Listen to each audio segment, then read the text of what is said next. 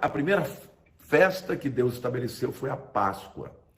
E a Páscoa era a festa onde o cordeiro morria. Então, certamente aponta para a morte de Jesus. João Batista entendeu isso quando ele falou: eis o Cordeiro de Deus que tira o pecado do mundo. A segunda festa é a festa de pães ázimos, de pães sem fermento. Esta festa, ela aponta para a morte de Jesus. E não só para a morte, mas o enterro dele, o sepultamento dele.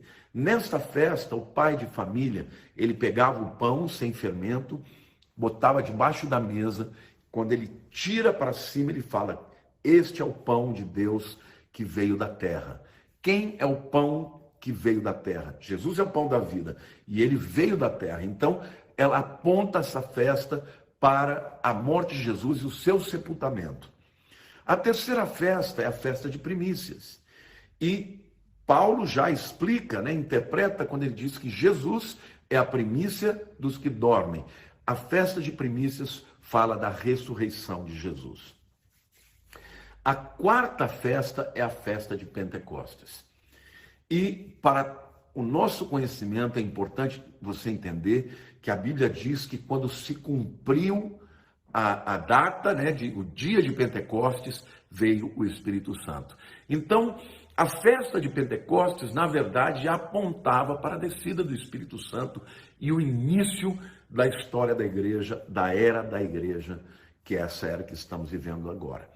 Portanto, a próxima festa vai apontar o próximo encontro de Jesus com o seu povo. Eu vou repetir para vocês entenderem. A festa da Páscoa é o encontro de Jesus com o seu povo através da sua morte. A festa de pães ázimos é o significado profético da morte e do sepultamento de Jesus, o pão sem fermento, aquele que não tinha pecado e morreu no nosso lugar. A festa de primícias diz respeito à sua ressurreição. Pentecostes diz respeito à descida do Espírito Santo. Qual é a próxima festa? A festa de trombetas. E, queridos, a festa de trombetas aponta para o arrebatamento da igreja. Porque o apóstolo Paulo diz que ao som da última trombeta, a voz do arcanjo, primeiro os mortos vão ser ressuscitados e depois os que estiverem vivos vão ser arrebatados juntamente com o Senhor nos ares, para o encontro do Senhor com os ares, nos ares. Amém? Então o próximo encontro profético de Deus com a sua igreja, de Jesus com a sua igreja, é o arrebatamento. Depois vem o Yom Kippur, o dia do perdão. É uma festa em que o povo judeu jejua, se quebranta, porque está passando, reconhecendo os seus pecados. Yom Kippur fala da grande tribulação, que é o período na história da humanidade em que Israel vai ser perseguido e, por ser perseguido, vai se entregar a Deus, vai reconhecer Jesus como Messias. Vai ser maravilhoso esse tempo. Essa é a razão por que Israel vai ter que passar pela grande tribulação, porque não reconheceu a Jesus como seu Salvador, como Mashiach, como Messias prometido, mas vão reconhecer na grande tribulação.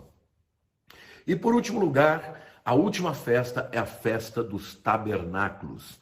A festa dos tabernáculos fala do milênio, fala da habitação de Jesus conosco na terra. Quando Jesus nasceu, o apóstolo João diz que ele tabernaculou entre nós, porque o tabernáculo sempre representou a habitação de Deus no meio do povo. Então a festa dos tabernáculos diz respeito aos 1000 anos que Jesus vai viver com a humanidade, regendo o mundo com cetro de ferro, com justiça e equidade. Amém? Então, para que você possa entender o arrebatamento, não se esqueça, nós estamos vivendo no período, na era da igreja. Já passou a festa de Pentecostes. A próxima festa é o arrebatamento. Não é a tribulação, não é o Yom Kippur. Primeiro vem trombetas. Trombetas fala do arrebatamento. Essa é a primeira razão porque eu creio que o arrebatamento da igreja vem antes da grande tribulação. Mas o capítulo que fala por excelência do arrebatamento da igreja está lá na primeira carta de Paulo aos Tessalonicenses, capítulo 4 e 5. E eu vou sugerir aqui que você depois possa ler esses 2 capítulos de uma maneira muito calma, tranquila, para tentar entender tudo aquilo que eu vou falar para vocês agora. Amém? Por que Paulo explicou para os Tessalonicenses a respeito do arrebatamento? O que estava acontecendo, meus queridos, era o seguinte: o povo estava achando que Jesus estava demorando para voltar. Então eles começaram a ficar aflitos, começaram a ficar tristes, algumas pessoas que eles amavam estavam morrendo, e começou a haver algumas dúvidas no meio do povo. E se Jesus voltar depois que os nossos amados morreram, eles vão perder a ressurreição? E aí Paulo deixa claro e começa a explicar todo o evento do arrebatamento, graças a Deus por aquela dúvida, né? E ele começa a explicar de uma maneira maravilhosa, pormenorizada, e eu vou fazer isso para vocês, começando com 1 Tessalonicenses 4, 13 e 14, quando Paulo responde a algumas perguntas. Ele diz assim: não queremos, porém, irmãos, que sejais ignorantes com respeito aos que dormem. Aqui que dormem é um eufemismo, é uma maneira mais delicada de Paulo falar dos crentes que morreram. E ele não usa a palavra morte, porque a palavra morte, né, thanatos, no grego, é uma palavra que também representa a morte espiritual. Então, ele não gosta de usar essa palavra para os crentes. Então, quando ele vai falar para os crentes que morreram, ele usa a palavra dos que dormem, né? Ele diz assim: não quero que vocês sejam ignorantes com respeito aos que dormem, para não vos entristecerdes como os demais, que não têm esperança. Ou seja, você não ficar triste como aqueles que não são de Jesus, que não têm esperança. Pois se cremos que Jesus morreu e ressuscitou, assim também Deus, mediante Jesus, trará em sua companhia os que dormem. Tá? Então, Paulo está deixando claro que Jesus, quando vier, ele vai trazer na sua companhia os que morreram nele. Então, a Bíblia deixa claro que as pessoas que morrem não ficam dormindo, porque muitas pessoas interpretam erradamente, acham que vão ficar dormindo por causa desse texto aqui, por causa dessa maneira de Paulo falar. Mas veja lá em 2 Coríntios, capítulo 5, versículo 8. A Bíblia diz assim: entretanto, estamos em plena confiança, preferindo deixar o corpo e habitar com o Senhor. Paulo está dizendo: olha, gente, para falar a verdade, eu prefiro morrer e estar com Jesus do que ficar vivo. Ele diz: é por isso que também nos esforçamos, quer presentes quanto ao Senhor, quer ausentes, para lhe sermos agradáveis. Paulo está deixando claro: olha, o que eu queria mesmo era estar com Jesus. Então, se ele está querendo estar com Jesus, é porque ele sabe que ele não vai estar dormindo, que ele vai estar acordado, né? Em segundo lugar, eu quero aqui apresentar o cronograma, né, do arrebatamento apresentado pelo apóstolo Paulo nos versículos 15 a 17 de 1 Tessalonicenses capítulo 4. E a Bíblia diz assim: ora, ainda vos declaramos por palavra do Senhor isto, nós os vivos, né, que ficarmos até a vinda do Senhor, de modo algum precederemos os que dormem. Porquanto o Senhor mesmo, dada a sua palavra de ordem, ouvida a voz do arcanjo e ressoada a trombeta de Deus, descerá dos céus, e os mortos em Cristo ressuscitarão primeiro. Depois, nós, os vivos, os que ficarmos, seremos arrebatados juntamente com eles entre as nuvens, para o encontro do Senhor nos ares, e assim estaremos para sempre com o Senhor. Bom, Paulo diz que, em primeiro lugar, Jesus Cristo descerá dos céus, tá? O texto diz: descerá dos céus e os mortos em Cristo ressuscitarão. Então, no arrebatamento, Jesus vai aparecer para os seus seguidores, sejam mortos, sejam os vivos que forem arrebatados, nos céus. Ele não vai descer na terra. Esse aparecimento não vai ser para o mundo inteiro, o mundo não vai ver. Somente aqueles que são dele, tá? E esse encontro não se dará na terra, se dará nos ares, como nós vimos. Então, primeiro Jesus desce nos ares, né, nas regiões celestes. Depois, os mortos em Cristo ressuscitarão primeiro. O versículo 16 fala isso, tá? A terceira coisa que acontece, depois os vivos serão arrebatados. Sabe, gente, essa palavra arrebatados no grego é harpazo. Harpazo significa levar pela força. Literalmente, os crentes que estiverem aqui andando na terra vão ser arrancados do mundo. Num abrir e fechar de olhos, num piscar de olhos. Pum! Vão desaparecer, arrancados daqui. Tudo vai ficar para trás. Se o indivíduo está com roupa, vai cair a roupa. Se está com aliança, vai cair a aliança. Não é isso? Se ele está com cinto, vai cair o cinto. Se ele está dirigindo, o carro vai estar sozinho. Porque ele vai ser arrancado e tudo que pertencer a essa terra vai ficar. Então é maravilhoso sabermos que quando chegar a hora, quando tocar a trombeta, nós vamos ser arrancados do meio desta terra para encontrarmos os nossos irmãos que já morreram em Cristo e encontrar com o Senhor nos ares. Agora, quanto tempo vai demorar isso? Eu acho que é quase que concomitante, né? Jesus aparece, os mortos ressuscitam, um cabelésimo depois, nós, os vivos, somos levados ao céu, transformados e arrebatados.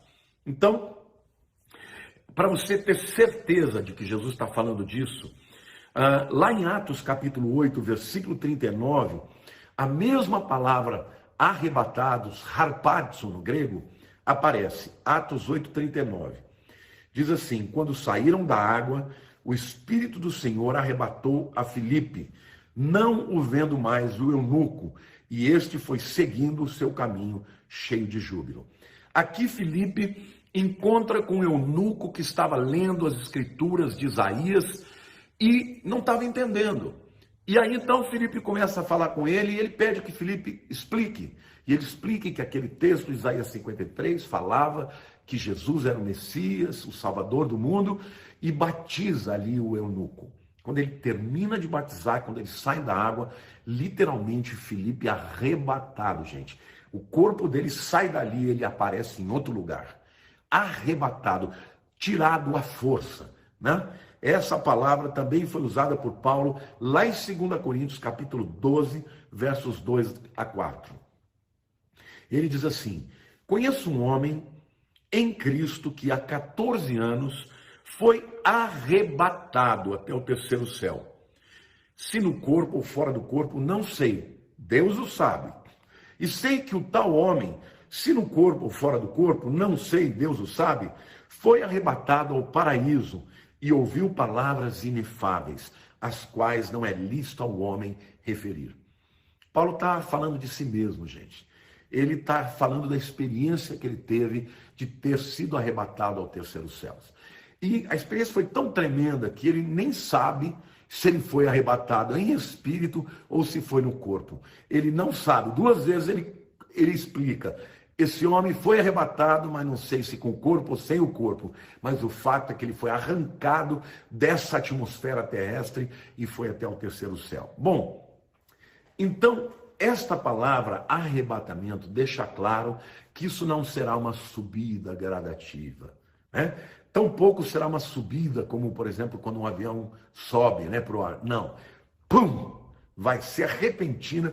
Nós vamos ser todos arrancados aqui da terra para encontrarmos com o Senhor. De repente você está andando, fazendo o teu trabalho, você pisca o olho e de repente você vai estar no meio de uma grande multidão e na presença gloriosa do nosso Senhor, do nosso Salvador, Jesus Cristo. Esse é o dia que eu mais espero na minha vida, meu querido. Eu espero, eu digo Maranata todos os dias. Eu levanto de manhã, eu digo: Senhor, será que é hoje? Será que é hoje que o Senhor vem buscar a tua igreja? Então, meu amado, espere por esse dia, espere, porque quando Ele nos levar para si, nós vamos ter a presença do Senhor. Amém, irmãos? Então, esse encontro nos ares, ele não acontece na terra, diferentemente da segunda vinda. Por favor, meu querido, você que tem uma opinião diferente da minha, preste atenção, abra o teu coração. A segunda vinda que Jesus fala lá em Mateus 24 é um outro encontro que ele vai ter. Nesse segundo encontro, ele não está vindo para tirar as pessoas da tribulação. Ele está vindo para julgar o mundo. Esse encontro não vai ser nos ares, vai ser na terra. Ele vai pisar o Monte das Oliveiras, vai fender o Monte das Oliveiras. Meu querido, neste encontro, ele vai julgar a humanidade. O arrebatamento não, ele está trazendo os seus para si, para o momento de comunhão, para o casamento do Cordeiro. Amém? Então, o arrebatamento é diferente da segunda vinda. Mateus 24, Jesus está falando para os judeus, está falando para os seus discípulos, a pergunta que eles fizeram quando sucederiam aquelas coisas, que ele ia implantar o reino. Jesus, então, literalmente, ele pula a questão do arrebatamento, porque ele está falando sobre o cronograma para o povo de Israel. Então, nessa segunda vinda, todo olho verá, será como o relâmpago que sai do Oriente para o Ocidente, e todo mundo vai ver, porque o relâmpago é um fenômeno visível. O arrebatamento, ele vem como ladrão da noite e ninguém vai ver. De repente, milhões e milhões de pessoas vão desaparecer. Você já imaginou, queridos, o caos que isso vai acontecer? Que vai trazer? Caos econômico, as bolsas vão enlouquecer, o mundo vai ser transformado, porque centenas de milhões de pessoas vão desaparecer. Então, o arrebatamento é para os crentes, a segunda vinda é para toda a terra. Vejam que o texto que Paulo fala, ele fala primeiro dos mortos em Cristo, depois nós, os que estivermos vivos, ele está falando de crentes, seremos arrebatados. Fica claro no texto, meus irmãos, o arrebatamento é para todos os crentes, os que morrem e os que estiverem vivos. Agora, a segunda vinda não, é para o mundo inteiro, é o mundo inteiro que vai ver, é o mundo inteiro que vai passar pelo juízo. Vocês entendem a diferença do arrebatamento para a segunda vinda? O arrebatamento, portanto, é para livrar os crentes da grande tribulação. A segunda vinda é para trazer juízo sobre a terra. Então, na segunda vinda, Jesus pisa na terra, pisa o Monte das Oliveiras, como diz lá Zacarias capítulo 14, versículo 4, que diz assim: naquele dia estarão os seus pés sobre o Monte das Oliveiras, que está de fronte de Jerusalém para o Oriente. O Monte das Oliveiras será fendido pelo meio, para o Oriente e para o Ocidente. E haverá um vale muito grande, metade do monte se apartará para o norte e a outra metade para o sul. Então, a segunda vinda, Jesus aparece nos céus para todo mundo, ele desce, pisa no vale, no Monte das Oliveiras, está diante do Vale de Josafá, que significa o Senhor julgará, e ali ele vai julgar as nações.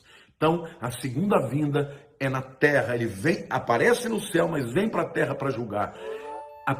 O arrebatamento é nos ares, e é só para os crentes. Primeiro os mortos em Cristo, depois os vivos que esperam pela sua vinda. Amém?